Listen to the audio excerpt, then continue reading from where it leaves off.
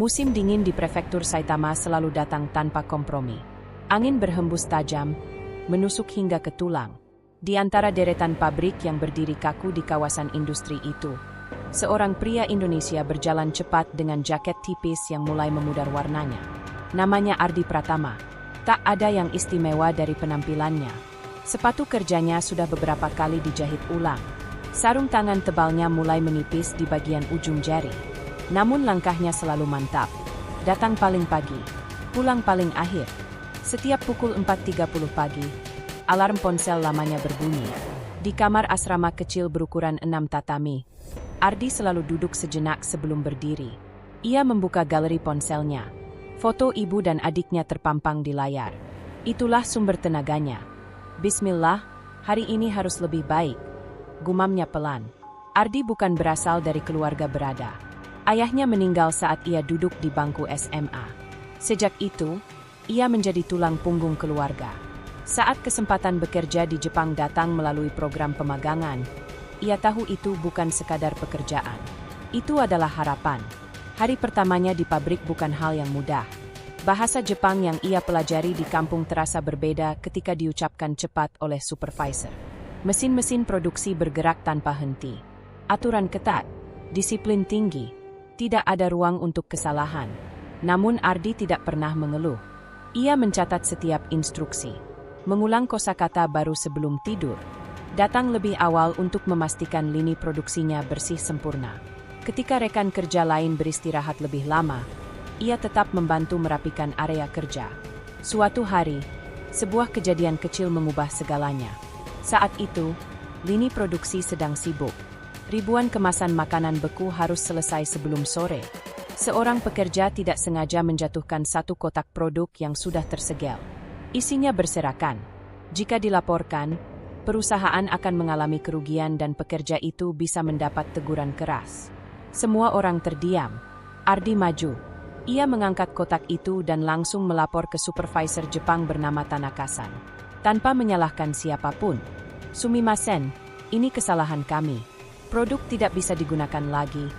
Ucapnya dengan bahasa Jepang yang sederhana tapi jelas. Tanaka-san menatapnya lama. Biasanya, pekerja asing cenderung diam atau mencoba menutupi kesalahan kecil demi menghindari masalah. Tapi Ardi berbeda. Ia memilih jujur. Kerugian hari itu memang kecil, namun dampaknya besar. Sejak kejadian itu, Tanaka-san mulai memperhatikan Ardi. Ia melihat bagaimana pria Indonesia itu selalu mengangguk hormat kepada pekerja kebersihan. Selalu membantu rekan yang kesulitan memahami mesin. Bahkan suatu malam, ketika listrik di salah satu lini produksi sempat bermasalah, Ardi tetap tinggal membantu teknisi meski jam kerjanya sudah selesai. "Kenapa kamu tidak pulang?" tanya Tanaka-san suatu ketika. Ardi tersenyum kecil. "Kalau pekerjaan belum selesai, saya tidak tenang pulang, Tanaka-san." Jawaban sederhana, tapi tulus. Beberapa bulan kemudian, badai salju melanda kawasan Saitama. Banyak pekerja terlambat datang. Transportasi umum terganggu. Namun pukul 5.10 pagi, Ardi sudah berdiri di depan gerbang pabrik dengan sepatu basah oleh salju. Ia berjalan hampir 3 km karena bus tidak beroperasi.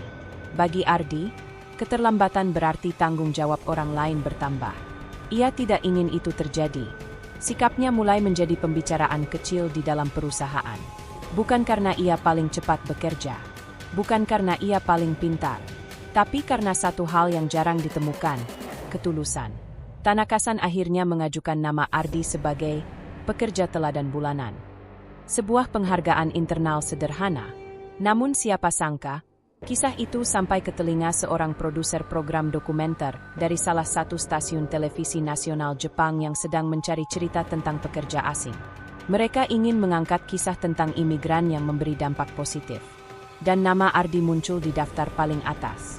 Suatu sore, saat Ardi sedang membersihkan sisa es di lantai ruang pendingin, Tanaka-san memanggilnya ke kantor. "Ardi-kun, ada tim televisi yang ingin mewawancaraimu." Ardi terdiam. Televisi. Ia hanya seorang pekerja pabrik, bukan pejabat, bukan pengusaha sukses, bukan tokoh terkenal. Namun di negeri yang menjunjung tinggi integritas dan kerja keras seperti Jepang, Ketulusan sederhana ternyata memiliki gema yang lebih kuat dari sekadar jabatan. Ardi tidak tahu bahwa langkah kecilnya memilih jujur pada hari itu akan membawa namanya melintasi layar televisi nasional dan membuat satu negeri meneteskan air mata. Pagi itu udara di prefektur Saitama terasa lebih dingin dari biasanya. Namun yang membuat suasana berbeda bukanlah suhu musim dingin, melainkan kehadiran 3 orang dengan kamera besar dan mikrofon panjang berdiri di depan gerbang pabrik. Logo salah satu stasiun televisi nasional Jepang terpasang jelas di jaket mereka. Ardi baru saja sampai setelah berjalan kaki hampir 2 km dari halte bus terakhir. Nafasnya masih terlihat berembun ketika Tanaka-san menghampirinya. "Ardi-kun, mereka sudah datang." Ardi menunduk hormat. Jantungnya berdegup lebih cepat dari biasanya. Ia tidak pernah membayangkan hidupnya akan direkam kamera. Selama ini, yang ia tahu hanyalah bunyi mesin produksi, suara alarm jadwal kerja, dan notifikasi transfer uang yang selalu ia kirim ke ibunya setiap akhir bulan. Produser acara itu, seorang wanita bernama Sakamoto-san, tersenyum ramah. "Kami ingin merekam keseharianmu. Seperti biasa saja. Jangan dibuat-buat." Ardi hanya mengangguk pelan. Dalam hati ia berdoa agar tidak melakukan kesalahan bahasa atau gerakan yang memalukan. Kamera mulai merekam sejak ia mengganti sepatu dan mengenakan seragam putih lengkap dengan penutup kepala. Mereka mengikuti setiap langkahnya. Saat ia mengecek suhu freezer, saat ia menyusun kemasan dengan presisi, hingga ketika ia membungkuk meminta maaf karena secara tak sengaja menyenggol rak logam. Satu momen kecil terjadi menjelang siang. Seorang pekerja senior Jepang terlihat kesulitan mengangkat kotak bahan baku yang cukup berat. Tanpa diminta, Ardi langsung menghampiri dan membantu mengangkatnya. "Daijoubu desu ka?" tanyanya pelan. Pekerja itu terdiam sejenak, lalu mengangguk. Tim kamera menangkap adegan itu tanpa intervensi. Tidak ada skrip, tidak ada arahan, hanya kebiasaan yang sudah menjadi bagian dari diri Ardi. Saat waktu istirahat tiba, kebanyakan pekerja sibuk dengan ponsel masing-masing. Ardi justru membuka buku kecil berisi catatan kosakata Jepang. Ia mengulang pelafalan dengan suara pelan. Sakamoto-san mendekat.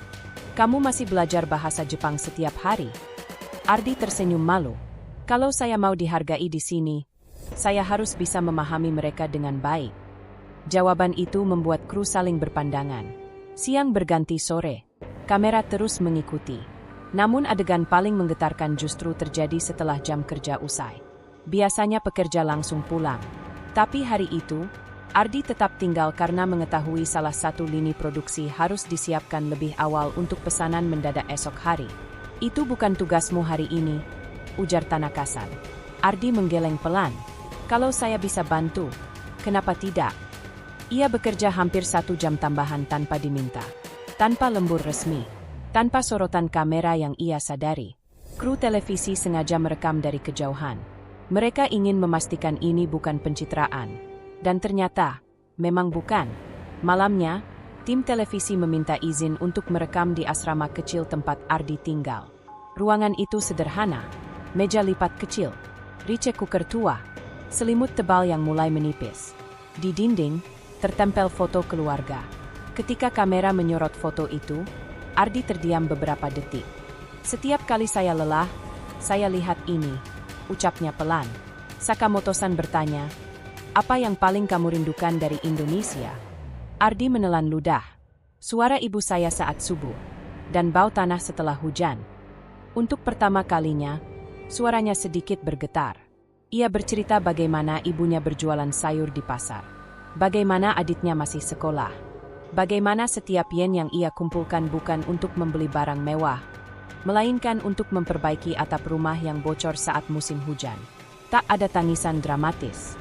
Tak ada musik latar, hanya kejujuran yang mengalir begitu saja. Keesokan harinya, kru juga mewawancarai Tanaka-san. "Saya sudah bekerja 25 tahun di sini," katanya. "Jarang sekali saya melihat pekerja yang tidak pernah mencari alasan. Dia tidak hanya bekerja untuk uang, dia bekerja dengan hati." Beberapa rekan kerja Jepang bahkan mengaku awalnya memiliki stereotip tentang pekerja asing. "Tapi Ardi mengubah pandangan saya," ujar salah satu dari mereka di depan kamera. Proses syuting berlangsung 3 hari. Saat hari terakhir tiba, Sakamoto-san menghampiri Ardi.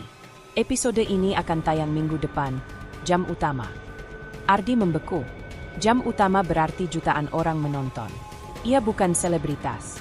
Ia hanya pekerja dari desa kecil di Banyuwangi. Namun ia tidak tahu, di ruang editing stasiun televisi itu, para editor beberapa kali menghentikan rekaman karena mata mereka berkaca-kaca.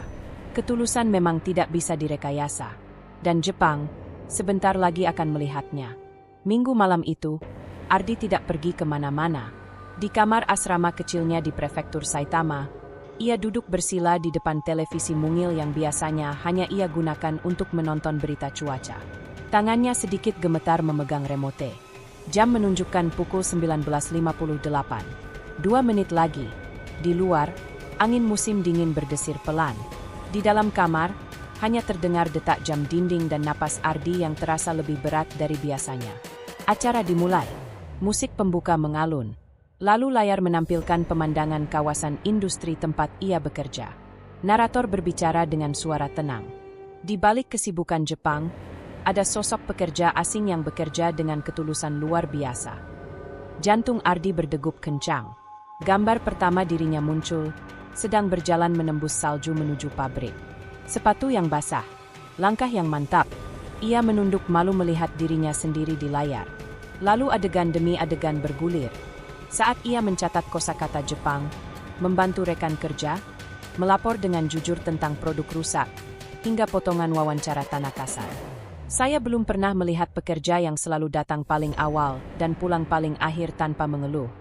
Suara Tanaka-san terdengar tegas. Di ruang editing, tim produksi memang menambahkan musik latar yang lembut. Namun yang membuat suasana begitu kuat bukanlah musiknya, melainkan keheningan dalam beberapa adegan.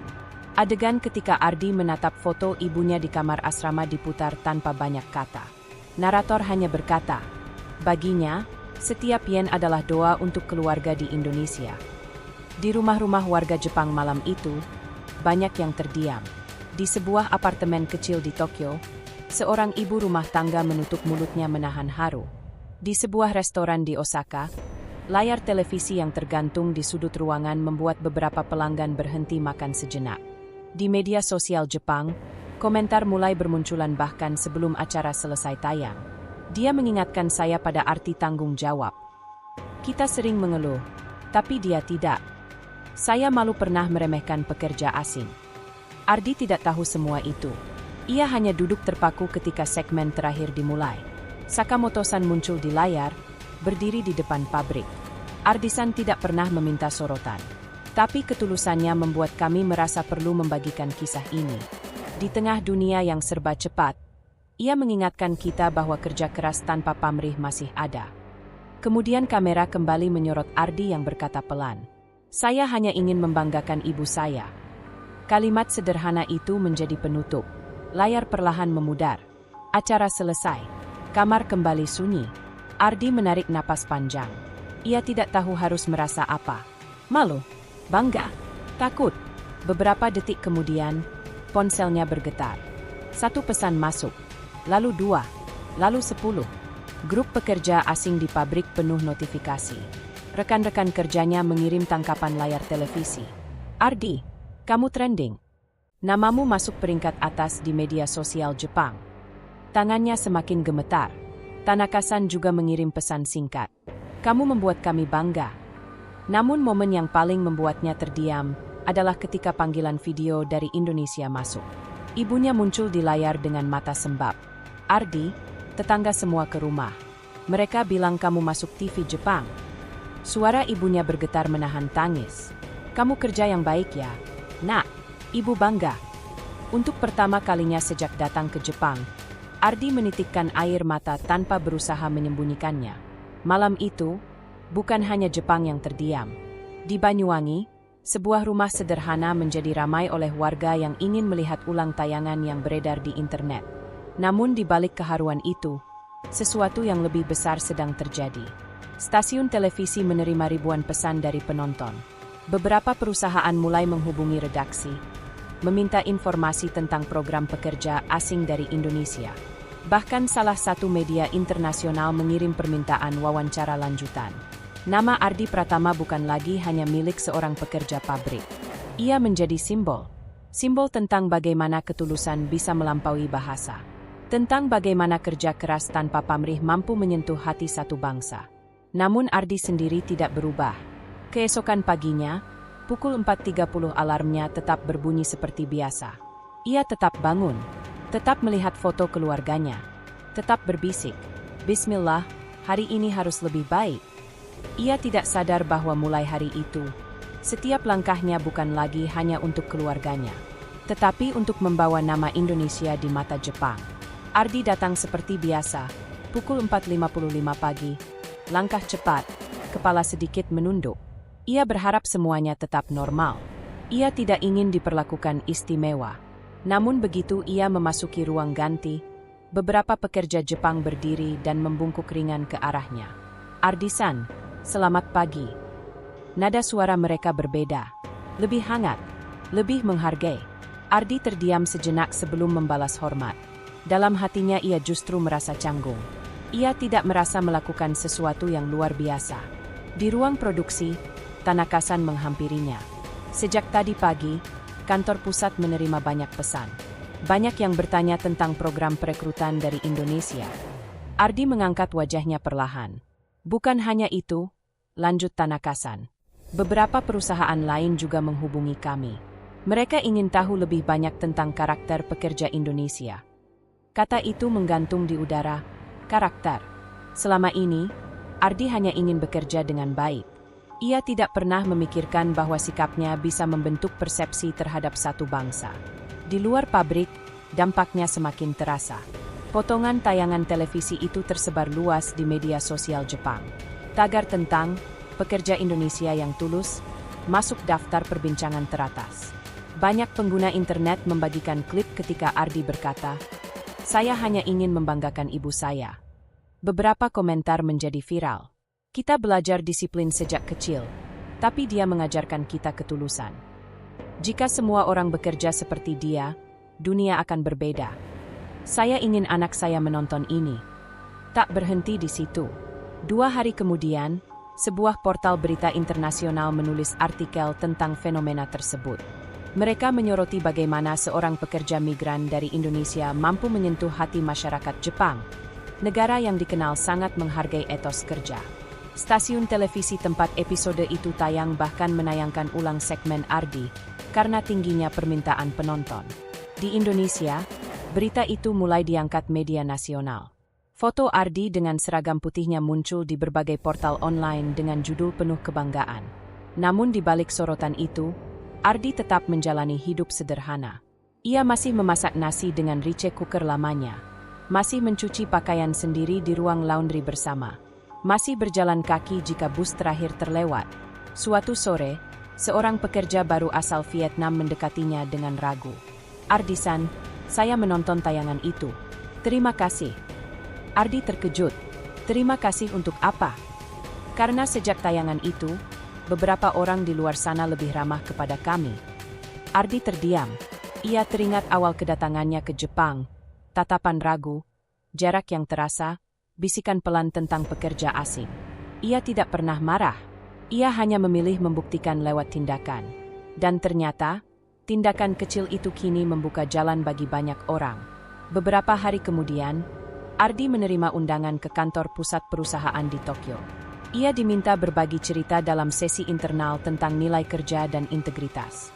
Di ruang rapat modern dengan jendela kaca tinggi, Ardi berdiri di depan para manajer dan staf senior. Tangannya berkeringat. "Saya tidak tahu harus berkata apa," ujarnya jujur. "Saya hanya bekerja seperti yang diajarkan orang tua saya.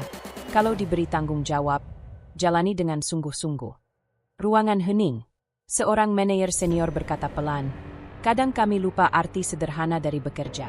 Kamu mengingatkan kami." Kalimat itu menggema lebih dalam dari tepuk tangan yang menyusul. Namun malam itu, ketika kembali ke asrama kecilnya di prefektur Saitama, Ardi duduk sendirian seperti biasa. Ia membuka pesan dari ibunya. "Jangan berubah ya, Nak." Ardi tersenyum tipis. Sorotan bisa datang dan pergi. Viral bisa naik dan turun. Tapi nilai yang ditanamkan ibunya sejak kecil tidak boleh goyah. Di luar sana, dunia mulai mengenal namanya. Namun di dalam dirinya, ia tetap Ardi dari Banyuwangi. Anak pasar yang belajar arti kerja keras dari keringat ibunya. Ia belum tahu, sebuah undangan besar dari luar Jepang sedang menunggunya. Sebuah kesempatan yang akan membuat kisahnya melampaui layar televisi dan benar-benar mengguncang dunia. Undangan itu datang pada suatu sore yang tenang. Ardi baru saja selesai membersihkan area freezer ketika Tanaka-san memanggilnya ke kantor. Di atas meja, ada sebuah amplop resmi berlogo organisasi internasional yang bergerak di bidang ketenagakerjaan global. Ardi-kun, mereka ingin kamu berbicara dalam forum tentang pekerja migran di Asia. Ardi mengernyit. Berbicara? Saya? Forum itu akan diadakan di Tokyo dan dihadiri perwakilan berbagai negara. Media internasional juga dijadwalkan meliput. Ardi duduk pelan. Ia bukan pembicara. Ia bukan akademisi. Ia hanya pekerja pabrik. Namun Tanaka-san menatapnya serius. Mereka tidak butuh teori. Mereka ingin mendengar kejujuran. Malam itu, Ardi hampir tidak bisa tidur. Ia memandangi langit-langit kamar asramanya. Ia membayangkan ibunya di Banyuwangi yang mungkin tidak pernah membayangkan anaknya berdiri di depan perwakilan dunia. Beberapa hari kemudian, ia berdiri di sebuah aula besar di Tokyo. Lampu sorot menyala. Kursi-kursi terisi penuh. Di barisan depan, duduk perwakilan perusahaan, jurnalis, dan pejabat dari berbagai negara. Tangannya kembali berkeringat seperti saat hari pertama bekerja di Jepang.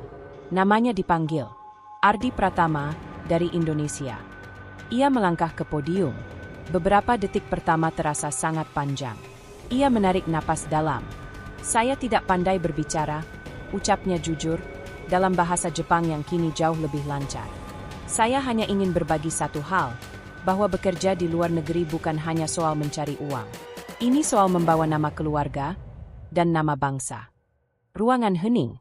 Ia bercerita tentang ibunya yang berjualan sayur, tentang salju pertama yang ia rasakan di prefektur Saitama, tentang rasa takut melakukan kesalahan, tentang keputusan kecil untuk selalu jujur, meski itu berarti menerima konsekuensi.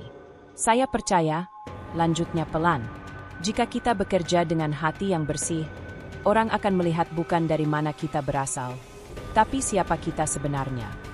Beberapa orang di barisan depan mulai mengangguk. Seorang jurnalis terlihat menyeka sudut matanya. Ardi tidak berbicara lama.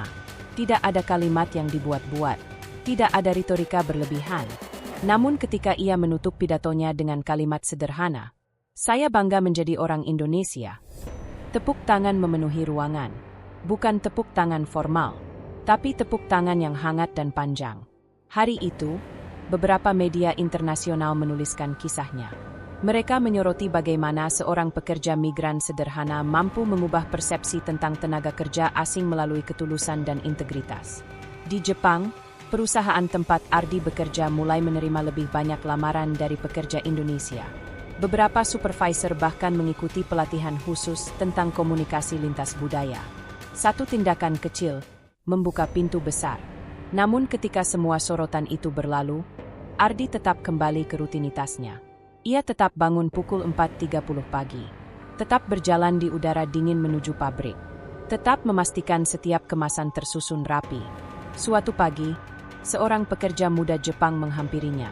"Ardi-san, karena kamu, saya mencoba berhenti mengeluh." Ardi tersenyum kecil. Ia sadar kini bahwa pengaruh terbesar bukanlah pada berita, bukan pada viral, bukan pada forum internasional, tetapi pada perubahan kecil di hati orang-orang yang melihatnya. Beberapa bulan kemudian, Ardi akhirnya pulang cuti ke Banyuwangi. Di bandara, ia bukan lagi hanya anak kampung yang merantau. Ia disambut dengan pelukan ibu yang lebih erat dari sebelumnya. Tidak ada karpet merah, tidak ada seremoni besar. Hanya tangis haru seorang ibu yang merasa doa-doanya dijawab dengan cara yang tak pernah ia bayangkan.